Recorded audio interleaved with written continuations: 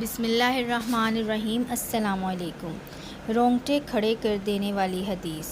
حضرت سبحان رضی اللہ عنہ سے روایت ہے کہ رسول اللہ صلی اللہ علیہ وآلہ وسلم نے ارشاد فرمایا، میں اپنی امت میں سے یقینی طور پر ایسے لوگوں کو جانتا ہوں جو قیامت والے دن اس حال میں آئیں گے کہ ان کے ساتھ تہامہ پہاڑ کے برابر نیکیاں ہوں گی، تو اللہ عز و جل ان نیکیوں کو ہوا میں منتشر ہو جانے والا غبار بنا کر غارت کر دے گا۔ تو سبحان رضی اللہ عنہ نے عرض کیا، اے اللہ کے رسول صلی اللہ علیہ وآلہ وسلم، ہمیں ان لوگوں کی نشانیاں بتائیے، ہمارے لیے ان لوگوں کا حال بیان فرمائیے، تاکہ ایسا نہ ہو کہ ہم انہیں جان نہ سکیں اور ان کے ساتھ کے ہو جائیں۔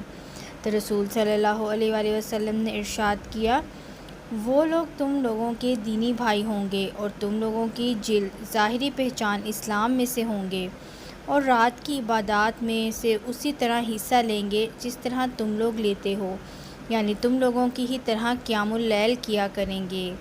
لیکن ان کا معاملہ یہ ہوگا کہ جب وہ لوگ اللہ کی حرام کردہ چیزوں اور کاموں کو تنہائی میں پائیں گے تو انہیں استعمال کریں گے۔ ویڈیو پسند آئے تو اس کو لائک ضرور کریں اور چینل کو سبسکرائب کریں۔ جزاک اللہ۔